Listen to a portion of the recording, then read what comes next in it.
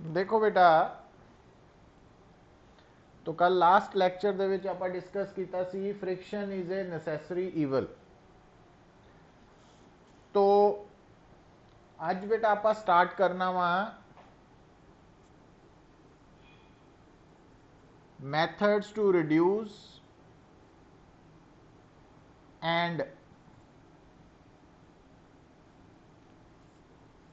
increase the friction।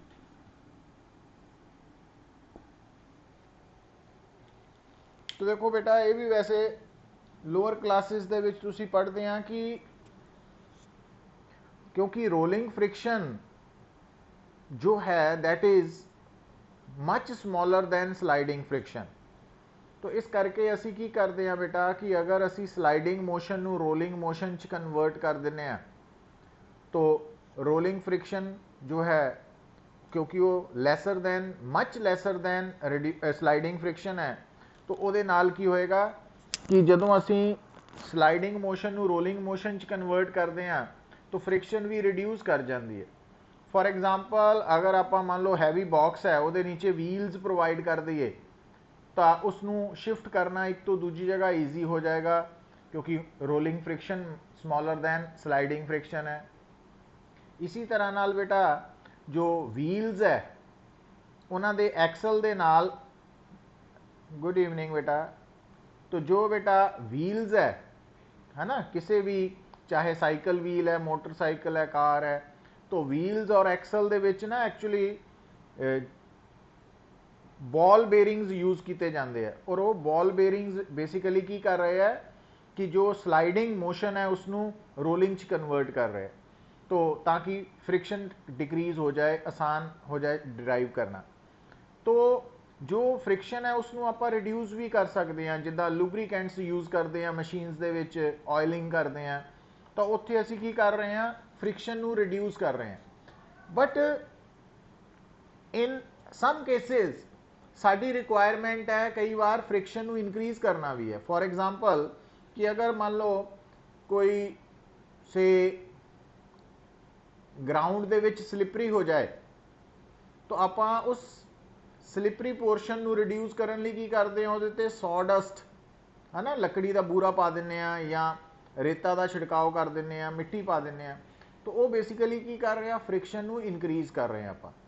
तो friction नू reduce किया जा सकता, इनक्रीज भी किया जा सकता ना, डिफरेंट मैथड्स है। जस्ट रीड द मैथड्स और बस वो याद ही रखने हैं, अदरवाइज ये कोई होर गल नहीं है खास। हुण बेटा जो एक पॉइंट एडिशनल तुसी याद रख सकते हैं कि स्टार्टिंग च आपां कीता सी कि जो रोलिंग फ्रिक्शन है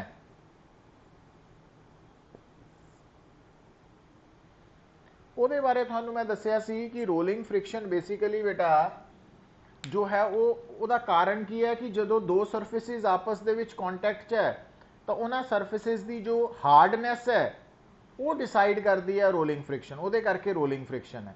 तो अगर तो सरफेसिस परफेक्टली हार्ड है वो एक आइडियल केस है, फिर तो रोलिंग फ्रिक्शन जीरो होएगी। बट अगर सरफेसिस 100% हार्ड नहीं है, रिजिड नहीं है, तो फिर रोलिंग फ्रिक्शन एग्जिस्ट करेगी और जिन्ना सरफेसिस सॉफ्ट होंगे जाएंगे सॉफ्टनैस बढ़ती जाएगी, रोलिंग फ्रिक्शन भी इनक्रीज करेगी। और ये करके तुहानू दसिया सी किसे करके जो फुली इन्फ्लेटेड टायर्स है ना, वो बेसिक रिक्वायरमेंट है कि फ्यूल एफिशिएंसी ऑफ व्हीकल नू इनक्रीज करने लिए, क्योंकि फिर रोलिंग फ्रिक्शन घट होएगी अगर टायर्स दे विच हवा प्रॉपरली भरी होएगी। हुण बेटा ਜਦੋਂ ਆਪਾਂ रोलिंग फ्रिक्शन की गल करते हैं ना तो नो डाउट रोलिंग फ्रिक्शन जो है जो आप तुहानू याद होएगा आप लिमिटिंग फ्रिक्शन लिखी सी mu S N, kinetic friction है म्यू के एन, ठीक है।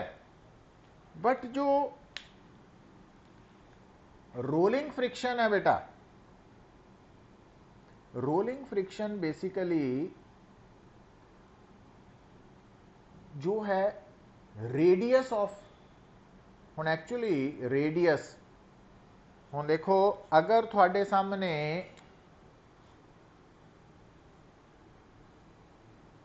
आ व्हील है और आ भी व्हील है। अगर दोनों व्हील्स दा मटीरियल सेम है, दोनों प्रॉपरली इनफ्लेटेड है, पर इस केस दे विच की होएगा, ਇਹਦੇ ਵਿੱਚ बेटा रोलिंग फ्रिक्शन के चांसिस ज़्यादा होणगे। तो ਉਹਦਾ कारण की है, क्योंकि हुण इत्थे ना तुसी एक टर्म याद रखनी है कि एक्चुअली कोई भी जो सरफेस है, एनी काइंड ऑफ सरफेस, तो ਉਹਨੂੰ ਅਸੀਂ ਮੰਨਦੇ ਆ पार्ट ऑफ स्फीयर।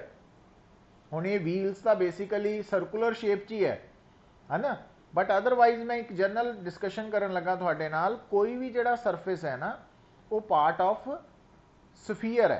और इसी तरह कोई भी ਜਿਹੜੀ लाइन है, एनी काइंड ऑफ लाइन है, ਉਹਨੂੰ ਅਸੀਂ ਮੰਨਦੇ ਆ पार्ट ऑफ सर्कल। तो ਹੁਣ बेटा ਜਿਹੜਾ कर्व है, कर्व एक लाइन ही है, तो पार्ट ऑफ सर्कल है। ਹੁਣ अगर ਤੁਹਾਡੇ मैं सामने एक कर्व ड्रॉ किया और दूसरा कर्व ड्रॉ किया, तो तुसी देख सकते हैं बेटा कि आ जिहड़ा कर्व है, ये पार्ट है सर्कल ऑफ स्मॉलर रेडियस का, और आ वाला जिहड़ा कर्व है ब्लू कलर का, ये पार्ट है सर्कल ऑफ लार्जर रेडियस का।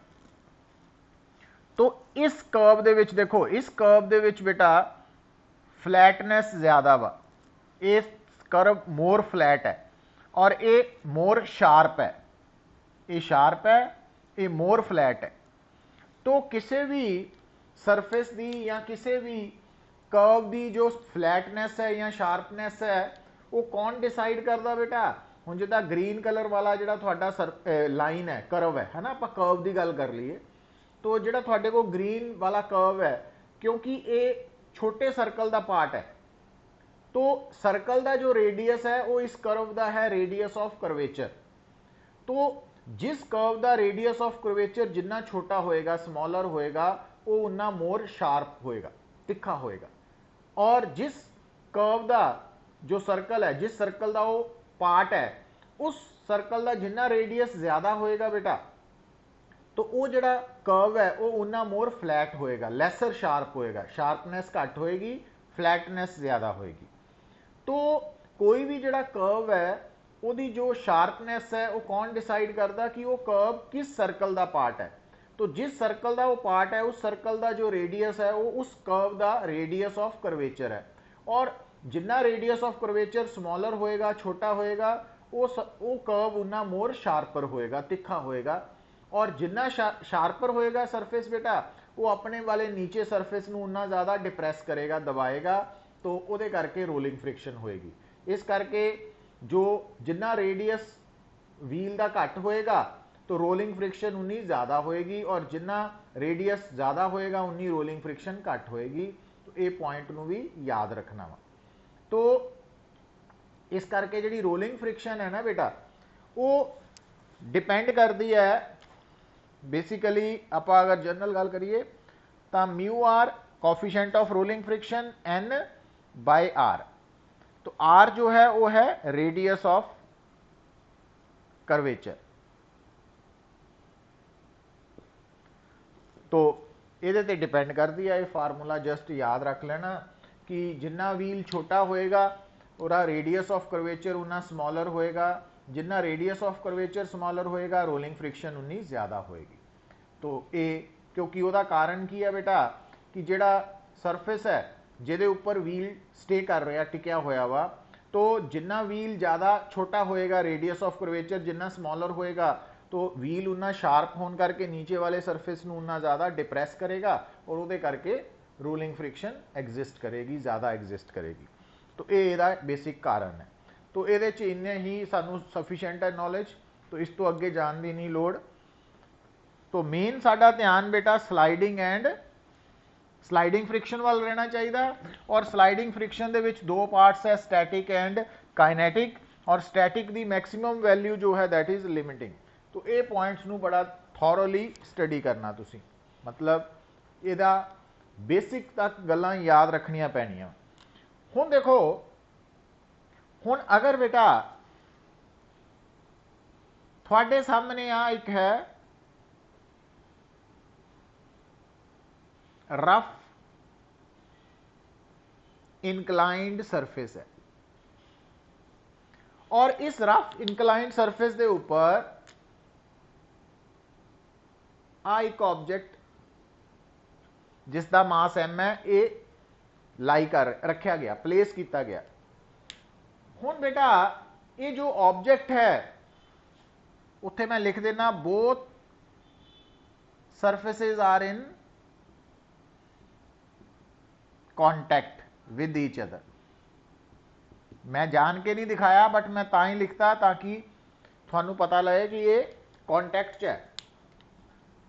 हुण बेटा थानू याद होएगा कि अगर मैं थानू ये पूछा कि ये रफ इनकलाइंड सरफेस से जिहड़ा ऑब्जेक्ट मैं प्लेस किया, क्या ये नीचे आएगा अपने आप सरफेस से रखन तो बाद, छड्डन तो बाद, कि ये उत्थे ही स्टे करेगा? ये लिए थानू की याद करना पैना कि अगर तो इस सरफेस का है ना, ये ऑब्जेक्ट और इनकलाइंड सरफेस दे विच जो कोफिशिएंट ऑफ स्टैटिक फ्रिक्शन है म्यू एस, तो वह संबंध की है म्यू एस का टैन फाई, और फाई की सी इत्थे बेटा एंगल ऑफ रिपोज। याद करो हुण फाई जो है इस फार्मूला तो की लिख सकते हैं टैन इनवर्स म्यू एस। तो थानू याद होएगा अगर फाई दी वैल्यू, अगर फाई दी वैल्यू लैस दैन सॉरी इस थीटा अपनी थीटा दी value less than equal to phi है बेटा, तो फिर तो स्टैटिक है, और अगर इस थीटा दी वैल्यू ग्रेटर दैन फाई है तो फिर मोशन है, रिलेटिव मोशन आएगा, काइनेटिक। तो आप इतने मान लें कि थीटा ग्रेटर दैन फाई है। तो अगर थीटा ग्रेटर दैन फाई है तो इस ऑब्जेक्ट मतलब इस ऑब्जेक्ट को जो इनकलाइंड सरफेस से रख के छड्डांगे तो ये अपने आप नीचे नू स्लाइड डाउन करेगा विद सर्टन एक्सेलरेशन ए। हुण अगर बेटा ये विद सर्टन एक्सेलरेशन ए नीचे नू स्लाइड डाउन कर रहा तो इस ए दी वैल्यू निकाल सकते हैं आप किस तरह? ਉਹਦੇ ਲਈ ਕੀ करना तुसी इस ऑब्जेक्ट ते वेरीअस फोर्सेस ड्रॉ करनिया बेटा। एक फोर्स है इसका वेट, दूसरा है नॉर्मल रिएक्शन, और तीसरा क्योंकि ये नीचे नू शिफ्ट कर रहा, हुण ये object relative to this inclined surface नीचे नू आ रहा, तो काइनेटिक फ्रिक्शन ऊपर नू आएगी क्योंकि ये मूव कर रहा वा ना, इस करके काइनेटिक फ्रिक्शन है। और काइनेटिक फ्रिक्शन आ जी शो करनी है ये करनी है सरफेस बॉडी ते एफ के। तो हुण दोबारा देखो बेटा, हुण इस ऑब्जेक्ट ते टोटल 3 फोर्सेस लग रही हैं, normal reaction, kinetic friction, weight. हुण आ फोर्स सरफेस दे परपेंडिकुलर है, आ वाली फोर्स अलोंग द सरफेस है, और आ वाली नाइदर परपेंडिकुलर नॉर अलोंग है। ये कंपोनेंट्स बना देने तुसीं। तो आ एंगल, दिस एंगल और दिस एंगल सेम है, तो आ वैल्यू होगी कंपोनेंट दी एम जी कॉस थीटा, और इस तरफ आ गया एम जी साइन थीटा। हुण टोटल 4 फोर्सेस हो गई 1 2 3 4। हुण आ नहीं कंसिडर करने। हुण इन्हां चारां विचों आ दोनों फोर्सेस क्योंकि सरफेस दे परपेंडिकुलर है बैलेंस हो जानी है, तो N M G cos theta आ गया पुत। तो नॉर्मल रिएक्शन की वैल्यू आ गई। हुण आ जिहड़ियां 2 फोर्सेस है इन्हां करके नैट फोर्स है। नैट फोर्स कितनी है? Mass into acceleration. हुण net force mass into acceleration एक इहदे करके है और एक इहदे करके है, जिहड़ियां फोर्सेस या उन्हां दे कंपोनेंट अलोंग द सरफेस है। हुण इहनूं प्लस लेना और इहनूं माइनस लेना, तो A is equal to g sine theta minus F K by M. पर हुण बेटा देखो, हुण जिहड़ा एफ के है उहदी वैल्यू तुहानूं याद आनी चाहिए कि एफ के दी वैल्यू तो हुंदी है म्यू के एन, और एन दी वैल्यू इस प्रॉब्लम च इन्नी है। तो यदा मतलब A is equal to g sine theta minus mu K N, F K दी जगह म्यू के एन और एन दी जगह M g sine theta, sorry cos theta. तो A इज इक्वल टू जी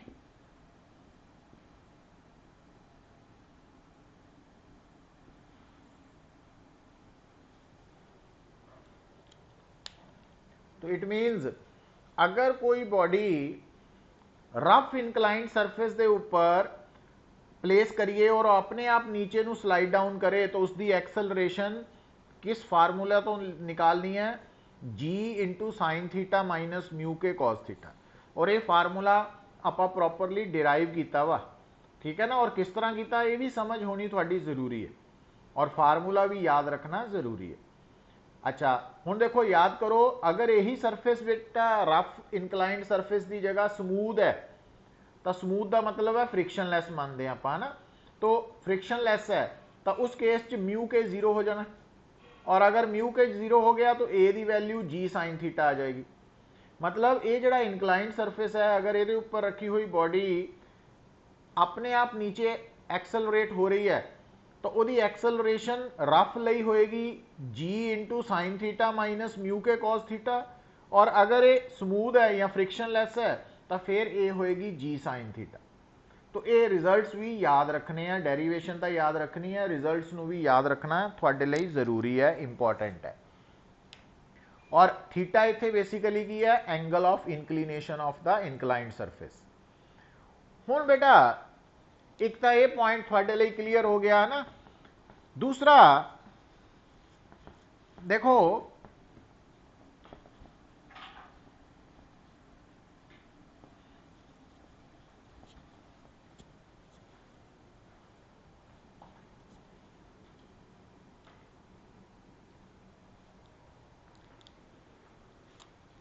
हुण देखो बेटा, हुण तुसी जदों अज तो बाद आपां हुण प्रॉब्लम्स करनियां वा, क्योंकि हुण साडे सामने फ्रिक्शन इंट्रोड्यूस हो चुकी है। फ्रिक्शन नू केड़ी फ्रिक्शन होएगी, स्टैटिक है कि काइनेटिक है और किस तरफ होएगी, ये सारा कुछ असी क्लीयर कर चुके हैं ना।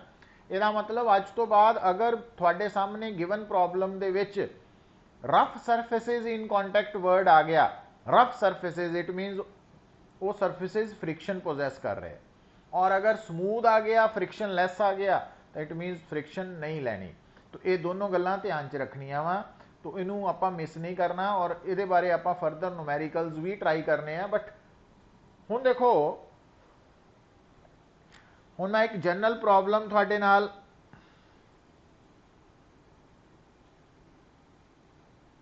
से बेटा आ थीटा वा,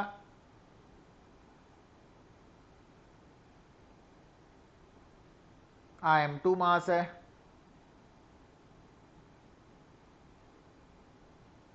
आ M1 मास है। हुण देखो बेटा, हुण इस मास के उपर केड़ी फोर्स लगेगी, वेट, टेंशन।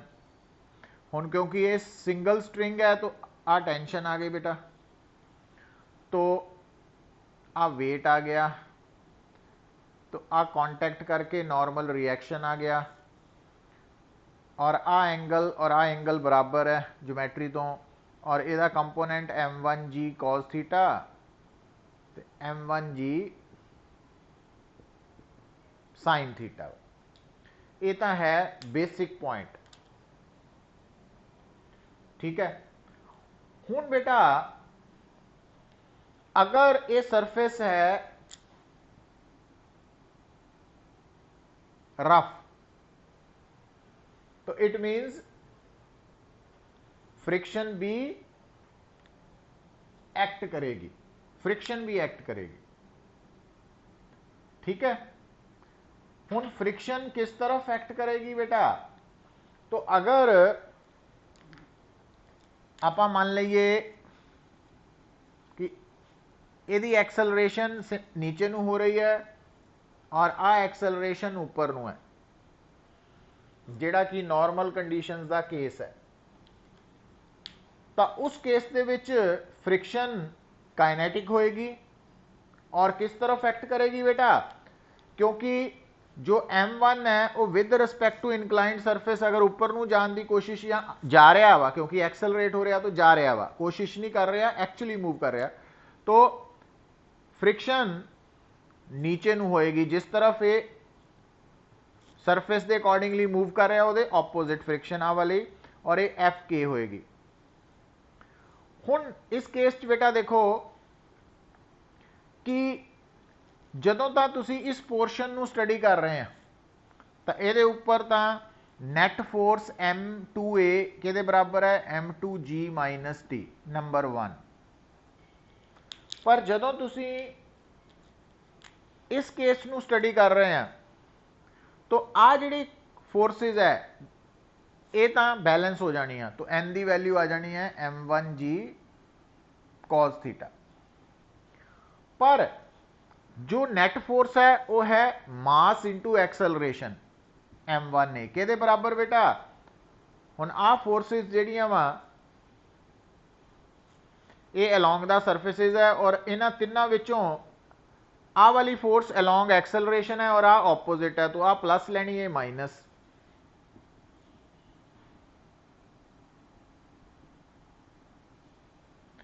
और M1A is equal to T minus M1G sine theta minus हुण एफ के की जगह लिखना आपां म्यू के एन और एन की वैल्यू आ यूज होनी है।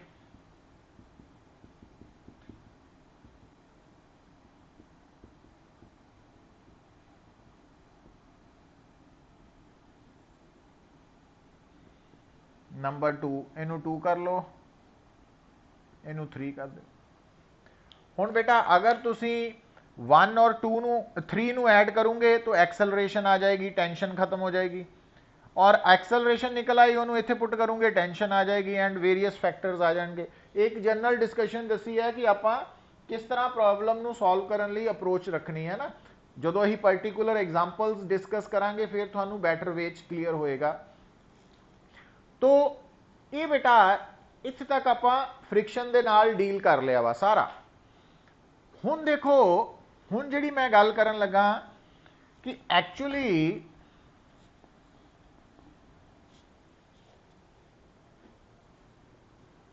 हुण तुहानू ये पता लग गया वा कि अगर तुहाडे सामने कोई गिवन बॉडी है और उहदे मोशन नू स्टडी करना, बिहेवियर नू स्टडी करना, सब तो पहला तो आपां ये देखना कि उहदे ते किहड़ी किहड़ी फोर्स लग रही है, किधर नू लग रही है ना। तो हुण वेट है, नॉर्मल रिएक्शन है, फ्रिक्शन है, उस तो बाद अगर वो स्ट्रिंग दे नाल अटैच्ड है तो टेंशन है। पर हाले आपां दो पॉइंट्स डिस्कस नहीं किए। एक है कि अगर वो बॉडी स्प्रिंग दे नाल अटैच्ड है, स्प्रिंग, तो फिर रीस्टोरिंग फोर्स आएगी। उहदे बारे हाले आपां नहीं गल कर रहे क्योंकि आपां स्प्रिंग वाली प्रॉब्लम्स नू हुण टैकल नहीं कर रहे हाले। जदों इंट्रोड्यूस करांगे उस तो बाद शुरू करांगे और उस तो बाद बुआइंट फोर्स वाला कंसैप्ट भी आएगा ना, वो भी हाले नहीं आपां इंट्रोड्यूस कर रहे।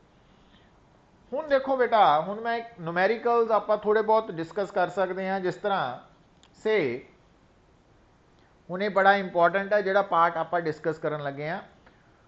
देखो बेटा जदों तुसी Newton second law of motion की गल करते हैं F is equal to dp by dt, तो dp बाय dt नू आपां टैक्नीकली तो रीड करते हैं rate of change of momentum with respect to time. पर इनू आपां इदां भी लिख सकते हैं dp बाय dt नू change in momentum per second. तो अगर तुसी किसी भी ऑब्जेक्ट की जो मोमेंटम है वो कितनी चेंज की है वो तो तुसी निकालनी है वेक्टर सबट्रैक्शन तो फाइनल माइनस इनिशियल। और अगर उस मोमेंटम नू चेंज होने लई जिन्ना भी टाइम लगा बेटा, अगर तुसी उस चेंज इन मोमेंटम नू टाइम टेकन नाल डिवाइड कर दोगे वो बन जाएगी change in momentum per unit time या change in momentum per second और वो फोर्स के बराबर होएगी। तो ये गल नू याद रखना, इनू भुलना नहीं क्योंकि हुण जिहड़ियां प्रॉब्लम साडे सामने आनियां वा उन्हां नाल टैकल करन लई ये कंसैप्ट की समझ होनी तुहानू बड़ी जरूरी है कि F is equal to dp by dt है ना, मैथमेटिकली लिख लिया तो इसका मतलब फोर्स की है भी जिस बॉडी के उपर आप फोर्स कैलकुलेट कर रहे हैं वो change in momentum per second के इक्वल है। अच्छा हुण देखो बेटा हुण एक गल होर समझ लो,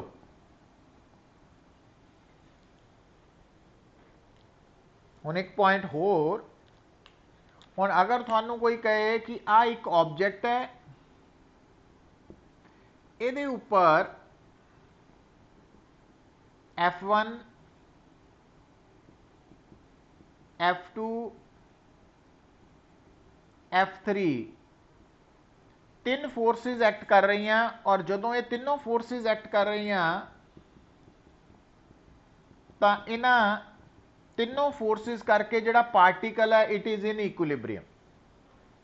ਉਹਦਾ मतलब की है कि तीनों फोर्सिस का वैक्टर सम बेटा, तीनों फोर्सिस का वैक्टर सम 0 है, क्योंकि उन्हें कहा कि under the effect of these three forces particle is in equilibrium, है ना।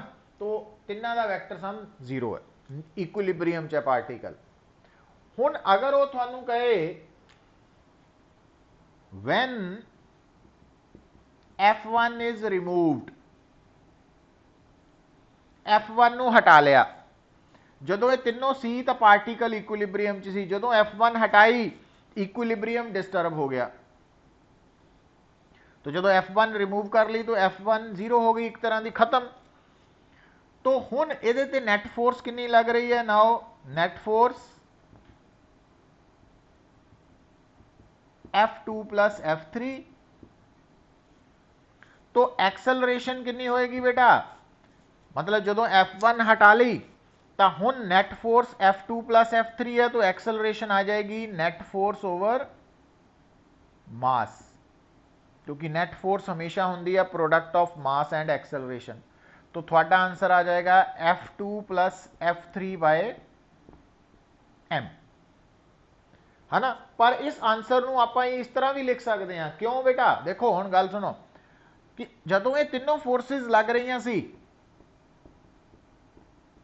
तो अगर इन्हां तिन्हां दा सम 0 सी इक्विलिब्रियम करके, तो यह मतलब आपां F2 प्लस F3 का जिहड़ा रिजल्टेंट है, F2 और F3 का रिजल्टेंट है, वो कह सकते हैं कि माइनस F1 के इक्वल है। मतलब जिहड़ी F1 फोर्स है उसका मैगनीट्यूड ते F2 प्लस F3 फोर्सिस का वैक्टर सम का मैगनीट्यूड बराबर है, डायरैक्शन ऑपोजिट है।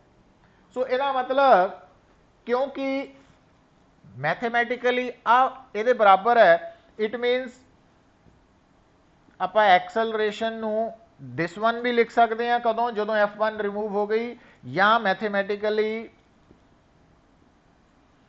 इदा भी लिख सकते,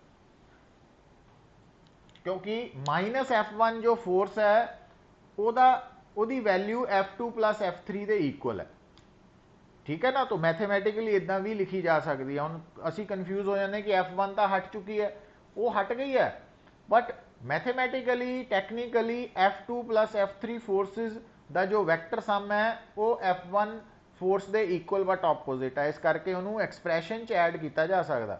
तो इस करके ये नहीं समझना कि F1 तो हट गई सी, इस करके तो एक्सेलरेशन पैदा हुई, पर वो एक्सेलरेशन किहदे बराबर है, नैट फोर्स ओवर मास, और वो आंसर F2 प्लस F3 की टर्म च भी लिखा जा सकता तो F1 की टर्म च भी लिखा जा सकता, और ये दोनों आंसर करैक्ट है।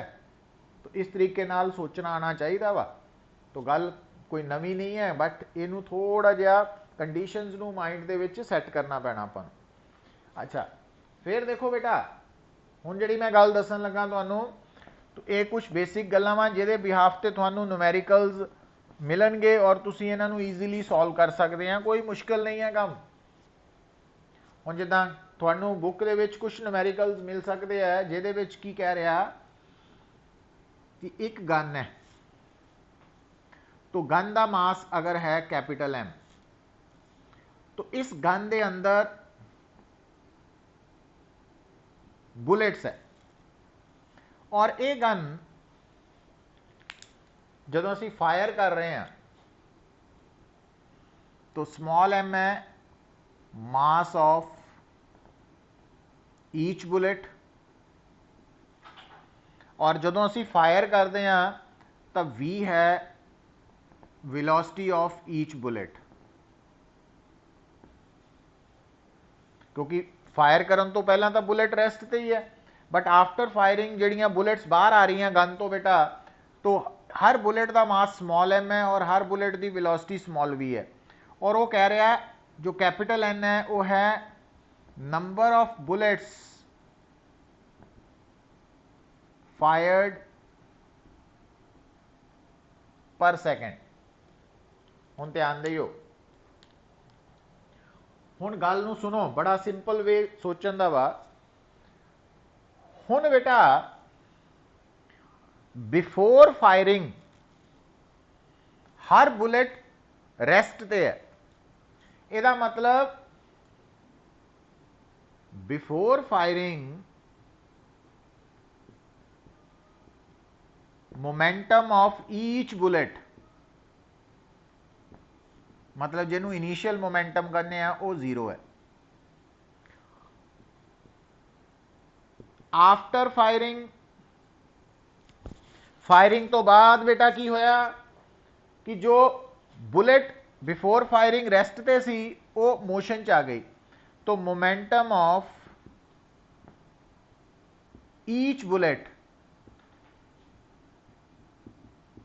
वो बन गई mv, है ना। नाल डायरेक्शन भी लिख सकते हैं, तो अगर आप इदा भी लिख सकते, कोई प्रॉब्लम नहीं। हुण बेटा इट मीनस, हुण ध्यान दिओ, तो हुण एक बुलेट की चेंज इन मोमेंटम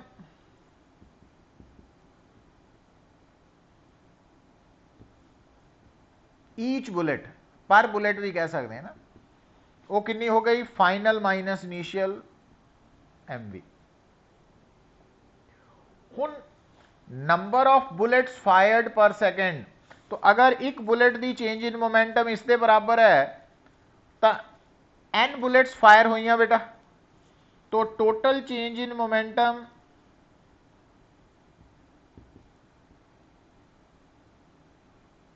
वो लिखांगे n इंटू mv।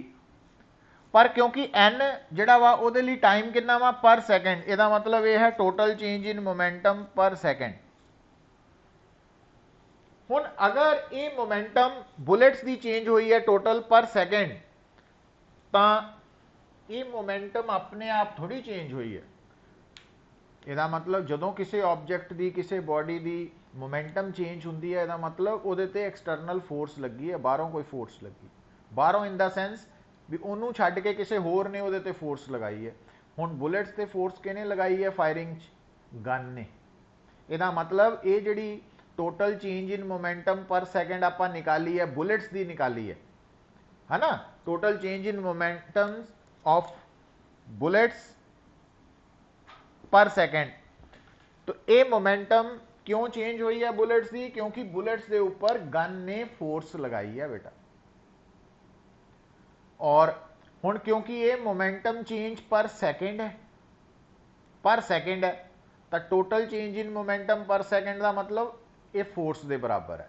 तो इट मीनस ये जिहड़ी है ये फोर्स एक्टिंग ऑन बुलेट्स आ गई।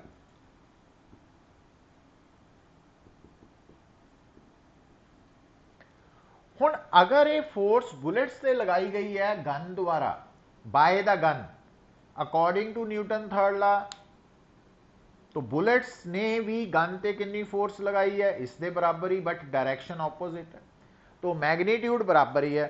सो इट मीन्स फोर्स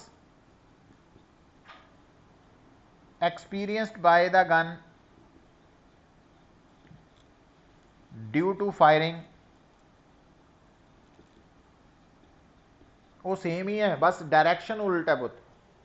तो आप सिर्फ मैग्नीट्यूड की गल कर रहे हैं, इस करके NMV है ना। तो हुण तुसी की समझे हैं कि अगर तुसी गन नूं पकड़ के बुलेट्स फायर कर रहे हैं, तो अगर एक बुलेट का मास स्मॉल m है, एक बुलेट की वेलोसिटी जो गन चो बाहर निकलती है वो v है, और एक सैकेंड च अगर n बुलेट्स फायर हो रही हैं, तो change in momentum per second जो है total change in momentum of bullets पर सेकेंड वो NMV हो गया ना।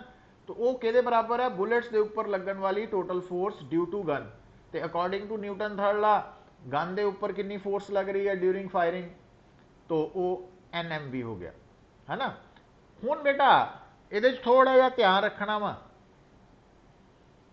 ਹੁਣ ਅਗਰ ਤੁਹਾਡੀ ਸਟੇਟਮੈਂਟ ਦੇ ਵਿੱਚ जो n है ना, अगर वो है नंबर ऑफ बुलेट्स फायर्ड पर सेकेंड, तो फिर आ है total change in momentum of bullets पर सेकेंड, और ये फोर्स के बराबर है। पर अगर बेटा उन्हें लिखता कि n है नंबर ऑफ बुलेट्स फायर्ड पर मिनट,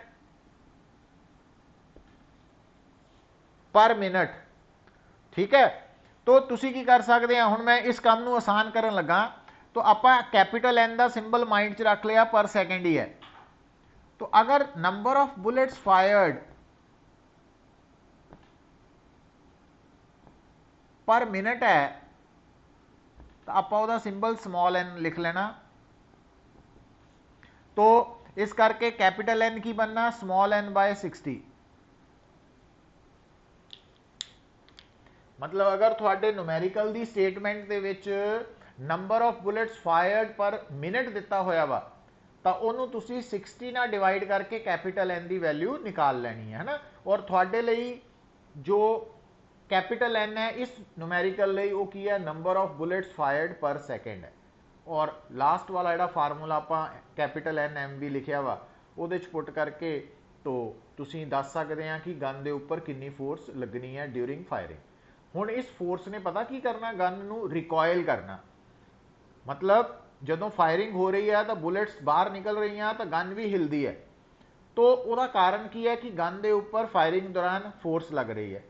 हुण अगर तुसी चाहते हैं कि फायरिंग के दौरान गन फिक्स रहे, हिले ना, तो उहदे लई तुहानूं की करना पैना कि जिन्नी बुलेट्स ने फायरिंग के दौरान गन ते फोर्स लगाई है, उन्हें तो गन नूं हिलाना ही है। तो अगर तुसी चलान वाले ने उस गन नूं बड़ा टाइटली पकड़ के रखा वा, तो यदा मतलब भी वो जिहड़ा चलान वाला वा वो गन नूं टाइटली, मतलब फायरिंग के दौरान अगर वो हिलाना नहीं चाहता, तो उन्होंने कितनी फोर्स लगानी पैनी है, NMV के बराबर। मतलब ये जी NMV है, ये बुलेट्स से लगन वाली फोर्स का मैगनीट्यूड भी है, और ये फायरिंग करके बुलेट्स करके दी फायरिंग करके गन ते लगन वाली फोर्स भी है। और अगर असी चाहते हैं कि फायरिंग के दौरान गन खड़ी रहे, स्टेबल रहे, इक्को जगह ते फिक्स रहे, तो जिहड़ा गन फायर कर रहा वा वो गन के उपर कितनी फोर्स लगानी चाहिए है ताकि गन स्टेबल रहे, वो भी सेम फार्मूला ही है। तो इस तरीके नाल तुसी इस प्रॉब्लम नूं समझना वा। तो हुण बेटा सपोज आ एक बेटा आपां न्यूमेरिकल तैयार करते हैं कि आ साडे कोल है एक प्लेट, एक प्लेट है, तो उस प्लेट नूं हवा दे विच उपर ले जाके छड्डो, तो क्या वो उत्थे स्टे करेगी कि नीचे आएगी? नीचे आएगी। क्यों? ग्रेविटी फोर्स उसनूं नीचे लैके आएगी।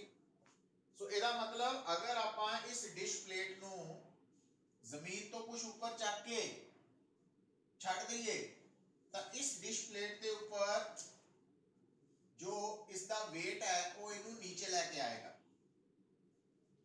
पर अगर बेटा हम गल नूं समझियो, बट अगर आप इस प्लेट नूं सर्टन हाइट ते रख के जो छड्डिया, ये उत्थे दी उत्थे ही रही। मतलब आप कहना जो उत्थे दी उत्थे रही, असीं कहना ये तो फ्लोट करन लग पई इक्विलिब्रियम च। तो वो क्यों कितना पॉसिबल हो सकता है? इसका मतलब होना कि अगर वो प्लेट हवा च उत्थे दी उत्थे ही रह गई, इट मीनस जो वेट है वो तो उन्होंने थल्ले लियान की कोशिश कर रहा सी। इट मीनस कोई होर फोर्स है जिहड़ी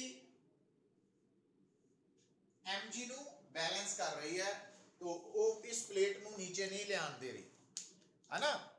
तो कहने का मतलब ये कि अगर आप किसी भी ऑब्जेक्ट नू, प्लेट नहीं है, अगर किसी भी ऑब्जेक्ट नू सर्टन हाइट तो छड्डिए तो नीचे क्यों आता वा? क्योंकि डाउनवर्ड वो नैट फोर्स लगती है वेट करके, और वो नीचे आ जाता। पर अगर वो ऑब्जेक्ट उत्थे दा उत्थे ही रहे, फ्लोट करन लग पे, उन्होंने कहने फ्लोट कर रहा इक्विलिब्रियम च है, ਤਾਂ ਇਹਦਾ ਮਤਲਬ ਹੈ ਕਿ ਉਹਦੇ ਉੱਤੇ ਕੋਈ ਹੋਰ ਫੋਰਸ ਲੱਗ ਰਹੀ ਹੈ ਜੋ ਸਾਨੂੰ ਨਜ਼ਰ ਨਹੀਂ ਆ ਰਹੀ ਜਾਂ ਅਸੀਂ ਦੇਖ ਨਹੀਂ ਪਾ ਰਹੇ ਜਾਂ ਸਮਝ ਨਹੀਂ ਪਾ ਰਹੇ, ਜਿਹੜੀ ਉਹਨੂੰ ਉਹਦੇ weight ਨੂੰ ਬੈਲੈਂਸ ਕਰ ਰਹੀ। तो ਜਦੋਂ भी ਤੁਹਾਨੂੰ ਕੋਈ ਕਹੇ कि बॉडी फ्लोट कर रही है, ਇਹਦਾ मतलब ਉਹਦੇ ਤੇ ਨੈਟ ਫੋਰਸ ਜ਼ੀਰੋ ਹੈ ਇਕੁਇਲਿਬਰੀਅਮ 'ਚ। ਅੱਛਾ, ਹੁਣ ਇਹ ਤਾਂ ਇੱਕ ਜਨਰਲ ਡਿਸਕਸ਼ਨ ਮੈਂ ਦੱਸੀ ਹੈ। ਹੁਣ ਬੇਟਾ ਹੁਣ ਆਪਾਂ ਪ੍ਰੋਬਲਮ ਤੇ ਆਈਏ। ਬੇਸਿਕ ਪ੍ਰੋਬਲਮ ਜਿਹੜੀ ਜਿਹਦੇ ਬਿਹਾਫ ਤੇ ਸਾਨੂੰ ਪ੍ਰੋਬਲਮਸ ਮੀਨਸ ਨੂਮੈਰੀਕਲਸ ਮਿਲ ਸਕਦੇ, ਉਹ ਕੀ ਹੈ? ਉਹ ਕਹਿ ਸਕਦਾ ਕਿ ਆਪਾਂ ਇੱਕ ਪਲੇਟ ਨੂੰ ਹਵਾ ਦੇ ਵਿੱਚ ਸਰਟਨ ਹਾਈਟ ਤੇ ਰੱਖ ਕੇ ਛੱਡਿਆ। ਜਿੱਦਾਂ ਹੀ ਛੱਡਿਆ ਬੇਟਾ ਤਾਂ ਨੀਚੇ ਤੋਂ ਇਧਰੋਂ ਅਸੀਂ ਕੀ ਕੀਤਾ? बुलेट्स फायर कीतियां, बुलेट्स फायर होए ਅਸੀਂ ਕੀਤੀਆਂ है ना, सिर्फ न्यूमेरिकल ही बनाना वा इस करके। ਹੁਣ ਜਦੋਂ ਇਹ बुलेट्स फायर ਹੋਈਆਂ ਤਾਂ ਮੰਨ ਲਓ m ਕੀ ਹੈ? मास ऑफ ईच बुलेट, ਤੇ v ਕੀ ਹੈ? Velocity of each bullet.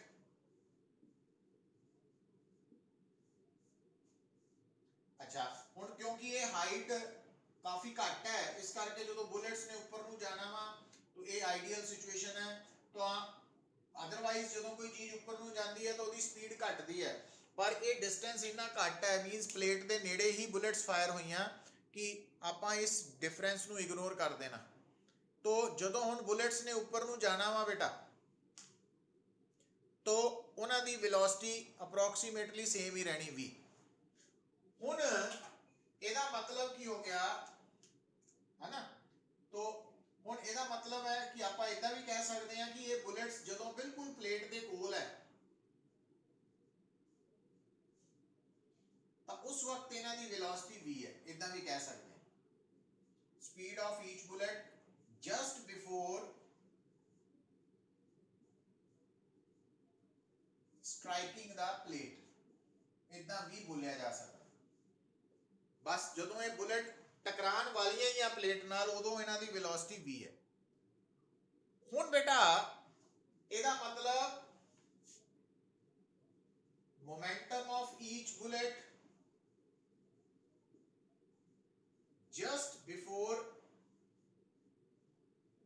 making impact with plate mv है ऊपर। ਹੁਣ बेटा इस तो बाद तुसी स्टेटमेंट ਨੂੰ बड़ा ध्यान नाल पढ़ना वा। ਉਹਨੇ ਕਹਿਣਾ ਵਾ दो ऑप्शंस आ सकदियां कि ਜਦੋਂ ਇਹ बुलेट प्लेट ਦੇ ਨਾਲ टकराई ਤਾਂ आफ्टर कोलिजन और इंपैक्ट ਇਹ ਜਿਹੜੀ बुलेट्स है ਇਹ प्लेट ਦੇ ਵਿੱਚ ਹੀ ਐਮਬੈਡਡ ਹੋ ਗਈਆਂ, ਧਸ ਗਈਆਂ, ਉੱਥੇ ਹੀ ਰਹਿ ਗਈਆਂ। ਉਹਦਾ मतलब ਤਾਂ ਹੈ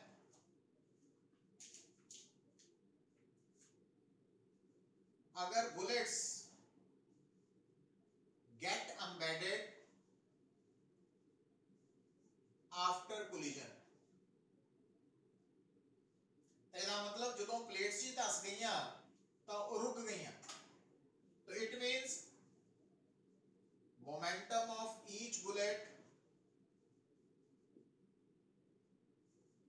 just after collision वो हो गई जीरो। ਹੁਣ बेटा change in momentum of each bullet वो आ गई, वो फाइनल माइनस इनिशियल कर लो या initial minus final, magnitude same ही रहना वा, डायरेक्शन च फर्क पैंदा। तो आप सिर्फ मैग्नीट्यूड पे ध्यान दे रहे हैं तो डिफरेंस आ गया mv। ਹੁਣ अगर वो ਤੁਹਾਨੂੰ ਕਹਿੰਦਾ कि n bullets are fired per second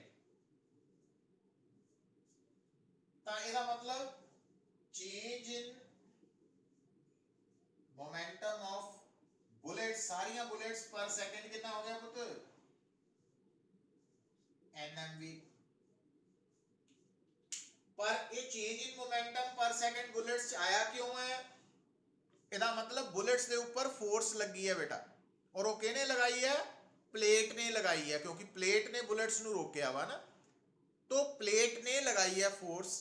सो ਇਹਦਾ मतलब आ ਜਿਹੜੀ ਆਪਾਂ लास्ट ਤੇ लाइन लिखी है change in momentum of bullets पर सेकंड, तो ये हो गई फोर्स ऑन बुलेट्स या फोर्स एक्सपीरियंस्ड बाय बुलेट्स। हुण अगर ये फोर्स प्लेट ने बुलेट्स ते लगाई है तो according to Newton third law bullets ने टकरा के प्लेट के ऊपर भी कितनी फोर्स लगाई है? ये इक्वल बट ऑपोजिट। सो इस करके आप क्योंकि मैग्नीट्यूड की ही गल कर रहे हैं तो it means force experienced bye plate, वो इतना ही रह गया ना, सेम है, सिर्फ डायरेक्शन का ही फर्क है, बट ਉਹਨੂੰ ਆਪਾਂ अच्छा ਹੁਣ अगर बेटा वो ਤੁਹਾਨੂੰ ਕਹਿੰਦਾ ਵਾ कि बुलेट्स ਦੇ ਟਕਰਾਣ ਦੇ ਨਾਲ ਪਲੇਟ ਉੱਥੇ ਦੀ ਉੱਥੇ ਹੈ, तो ਉਹਦਾ मतलब ये है कि बुलेट्स ने टकरा के प्लेट के ऊपर जी फोर्स लगाई है F जो कैपिटल N mv के बराबर है, वो प्लेट ता ही उत्थे रह सकती है जेकर वो फोर्स mg के बराबर होए। mg च m की लेना? प्लेट का मास। तो इस करके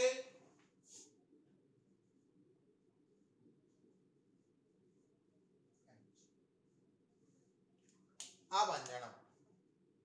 तो हुण मतलब थोड़े सामने देखो, अगर एक प्रॉब्लम है जिहदे चो कवे अच्छा ये बुलेट्स की जगह तो बॉल्स भी कह सकता वा, इस करके वो वर्डिंग ही चेंज होनी है।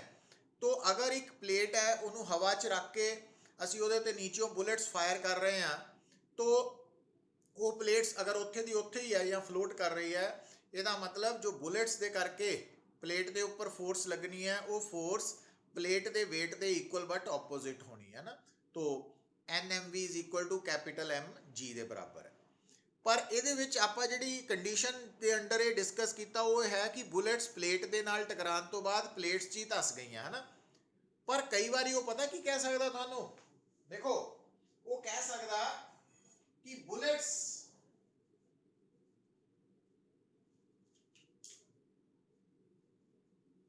रिफ्लेक्टेड बैक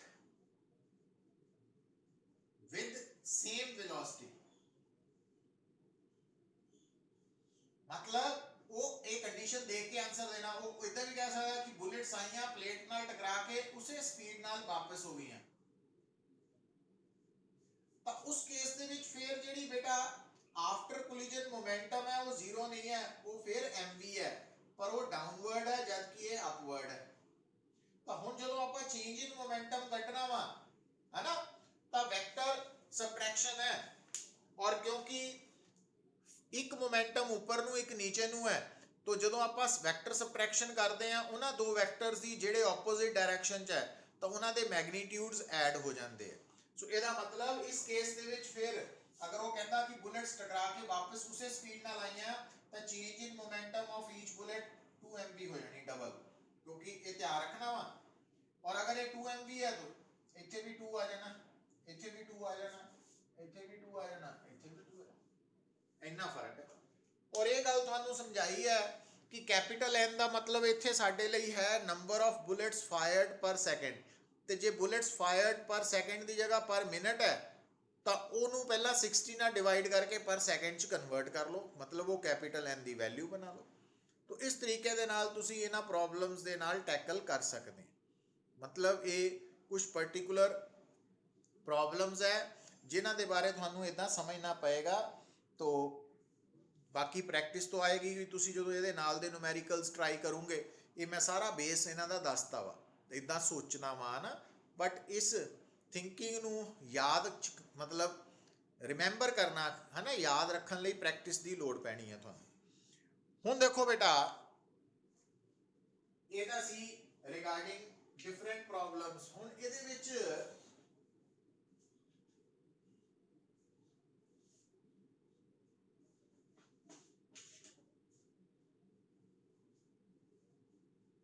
देखो भाई हुण एक आ कंसेप्ट बड़ा इंपॉर्टेंट है बेटा, ध्यान रखियो। अगर बेटा आ एक पाइप है,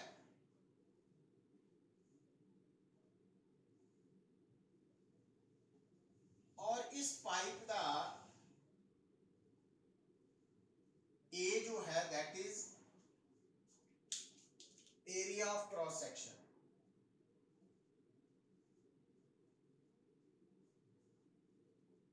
तो आ एक सिलेंड्रिकल पाइप है बेटा, इसका एरिया ऑफ क्रॉस सेक्शन है स्मॉल ए,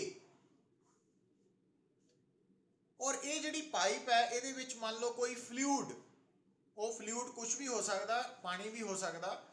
तो हुण पानी फ्लूइड है, पर हर फ्लूइड पानी होए जरूरी नहीं है, इस करके स्टेटमेंट नूं थोड़ा देख लेना। तो मान लो कोई भी फ्लूइड है वो इस पाइप चो बाहर आ रहा विद वेलोसिटी v, और अगर इधरों बाहर आ रहा तो अगर ये सिलेंड्रिकल पाइप है तो इधरों एंटर भी विद वेलोसिटी v ही करेगा, velocity of fluid coming out, है ना।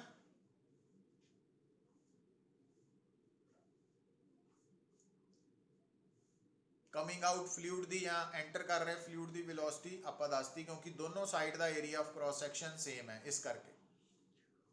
हुण बेटा ये गल नूं भुलना नहीं तुसी कि अगर थानू कोई पूछे ना वॉल्यूम ऑफ फ्लूइड एंटरिंग और लीविंग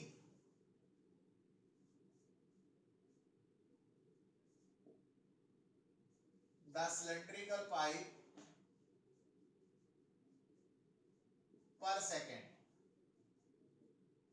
तो वो है तुसी एरिया ऑफ क्रॉस सेक्शन ते वेलोसिटी नू मल्टीप्लाई कर देना। हुण ये फार्मूला कित्थों आया इहदे बारे लेटर ऑन डिस्कस किया जाएगा, बट हाले साडे लई जरूरी है इहदा रिजल्ट याद रखना, बड़ा इंपॉर्टेंट है, और ये बड़ी जगह ते काम आना पुत।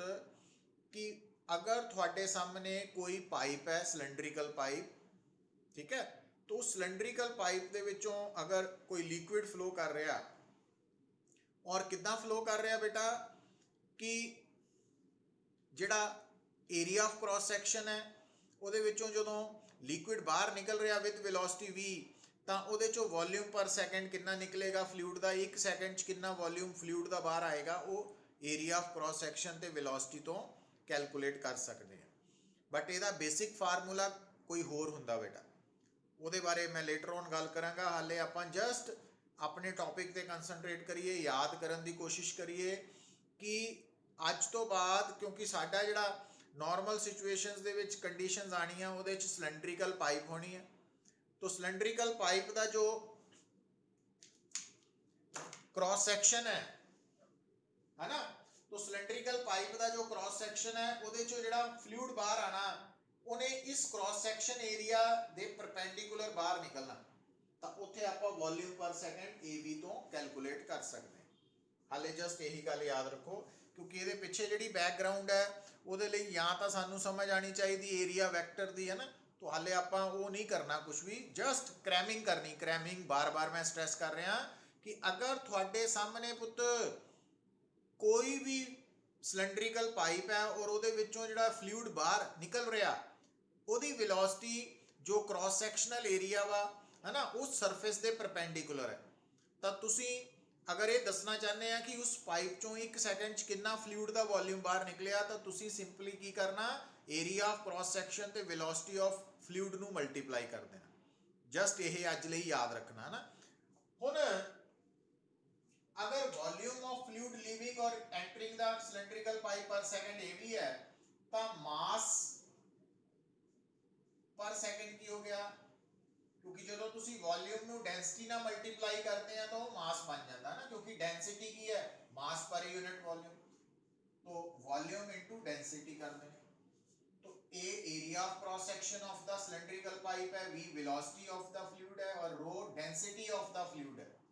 तो अगर ये फ्लूइड वाटर है तो रो की होएगा बेटा, वाटर की डेंसिटी हो जाएगी, तो वो उसके अकॉर्डिंगली देखना।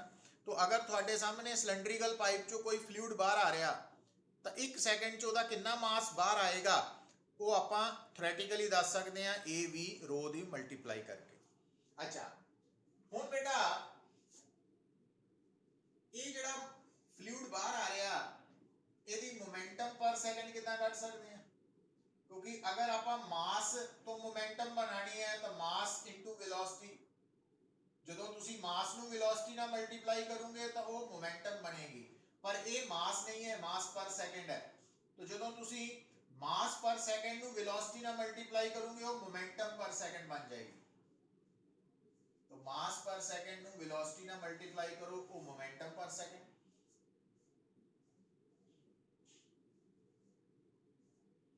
हुणे तीन स्टेप्स हमेशा लिए याद कर लो कि अगर थोड़े सामने कोई फ्लूइड सिलेंड्रिकल पाइप चो बाहर निकल रहा और जो सिलेंड्रिकल पाइप का क्रॉस सैक्शनल एरिया वा है ना वो वाला जिहड़ा सरफेस है तो लिक्विड के बाहर निकलन की वेलोसिटी वो परपेंडिकुलर है तो वॉल्यूम पर सैकेंड की वैल्यू तुसी AV तो निकाल सकते तो मास पर सैकेंड AV इंटू रो कर देना मोमेंटम पर सैकेंड AV² रो हो जाएगा तो इत्थे तक गल